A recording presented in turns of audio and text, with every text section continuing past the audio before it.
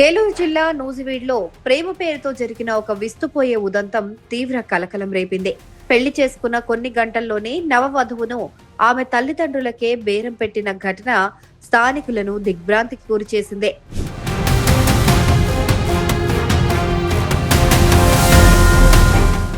నూజివీడు మండలం గొల్లపల్లి గ్రామానికి చెందిన రాజేశ్వరి అనే యువతిని కృష్ణా జిల్లా బాపులపాడు మండలం మల్లవల్లికి చెందిన మధు అనే యువకుడు ప్రేమించాడు. 4 రోజుల క్రితం కాలేజీకి వెళ్లిన రాజేశ్వరిని మధు తన స్నేహితుల సమక్షంలో వీరవల్లి పోలీస్ స్టేషన్ లో ప్రేమ వివాహం చేసుకున్నాడు. అయితే పెళ్లి ముగిసిన వెంటనే అతడిలోని అసలు రూపం బయటపడింది. మధు అతడి స్నేహితులు కలిసి అదే రోజు రాజేశ్వరి తల్లికి ఫోన్ చేశారు. మీ కూతురు మీకు సురక్షితంగా కావాలంటే 12 లక్షల రూపాయలు ఇవ్వాలని డిమాండ్ చేశారు. బేరసారాలు ప్రారంభించారు. అంతేకాకుండా తమ పైన ఎలాంటి కేసులు పెట్టకూడదని, ఈ షరతులకు అంగీకరిస్తేనే అమ్మాయిని ఇంటి ముందు దించుతామని తెగేసి చెప్పారు.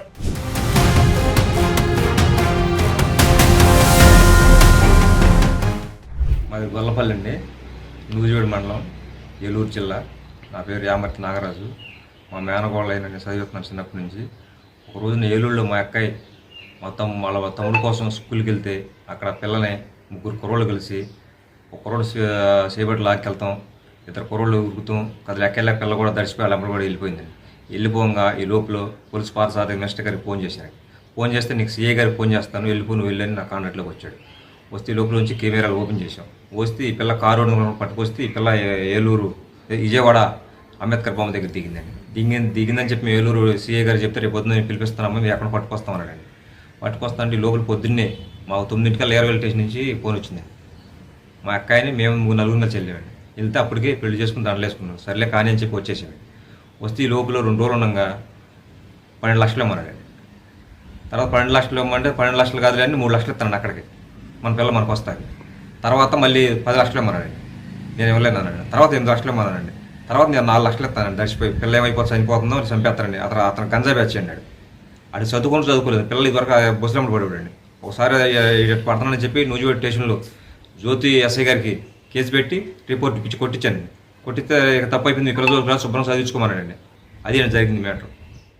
తన కుమార్తె క్షేమం కోసం రాజేశ్వరి కుటుంబ సభ్యులు 6 లక్షలు చెల్లించేందుకు సిద్ధపడ్డారు. కానీ డబ్బిచ్చిన తర్వాత కూడా తమ కుమార్తెను సరిగా అప్పగిస్తారో లేదోనన్న అనుమానం, భయం వారిని వెంటాడాయి. దీంతో చేసేదేమీ లేక బాధితులు మంత్రి పార్థసారథిని ఆశ్రయించి తమకు న్యాయం చేయాలని, తమ కుమార్తెను కాపాడాలని వేడుకున్నారు. ప్రేమించి పెళ్లి చేసుకున్న భర్తే ఇలా సొమ్ము కోసం బేరానికి దిగడం పైన తీవ్ర ఆగ్రహం వ్యక్తమవుతుంది. కాలేజీకి వెళ్తుందండి ఏలూరు నారాయణ దాంట్లో. బస్సు గొల్లపల్లి రాదండి, మెజ్జవరం వరకే. అయితే మా తమ్ముడు అత్తగారిది కొత్తమల్ల వెళ్ళండి, అక్కడ దించి తీసుకొస్తున్నాం. సాయంత్రం అండి, పొద్దున్నే దించుతున్నాం. బస్సు వెంటనే ఒక సంవత్సరం అయితే మాకు తెలియదు, 2వ సంవత్సరంలో కొంచెం తెలిసింది.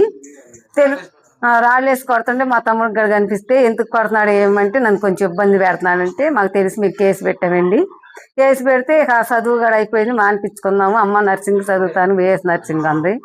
అయితే నా ఎంసెట్ రాసింది. ఎంసెట్ రాస్తే రాలేదు, సీట్ రాలేదు. మళ్ళీ ఎక్కువ డబ్బులు అవుతున్నాయి, 5-6 లక్షలు అడుగు తెచ్చాను. ఛార్జీలు 500 అయినాయండి, ఇంకా 500 అవ్వండి, 4500. 4,000 అడ్వాన్స్ కడతానండి. మరి మీరు ఎప్పుడు ఫోన్ చేస్తే అప్పుడు వస్తాను, 10,000 బాగా కడతానండి. 6 నెలలకి ఎగ్జామ్ ఉంటుంది, 6 నెలలకి 60,000 కట్టేసేయాల్సిందేనన్నారు. అలాగేలేండి, 6 నెలలకు కాదండి, 3 కిస్తీలు కడతాను 1,00,000 రూపాయలు. నా మాట నమ్మండి, నేను కడతానండి. సార్ అంటే కూలి మీద ఎట్ట కడతావమ్మంటే 9,000 తెచ్చుకుంటాను, నెలలో తీకోకుండా కట్టుకుంటానండి సార్ అన్నాను. ఏడ్చాను. మీ కూతురు ఏడుతుంది, నువ్వు ఏడుతున్నావు, జాలి పడుతున్నానని మా అట్లాగే నమ్మన్నాడు, నీ మీద నమ్మకం పెట్టుకున్నా అన్నాడు. కాగితాలు చేశారు. 12 లక్షలు అడుగుతున్నారు. 12 కాదు 10 అన్నారు, 10 కాదు 8 అన్నారు, 8 కాదు 7 అన్నారు, 7 కాదు 6 అన్నారు, 6 కాదు నేను 5 కన్నా ఎక్కువ ఇవ్వలేను అన్నాడు.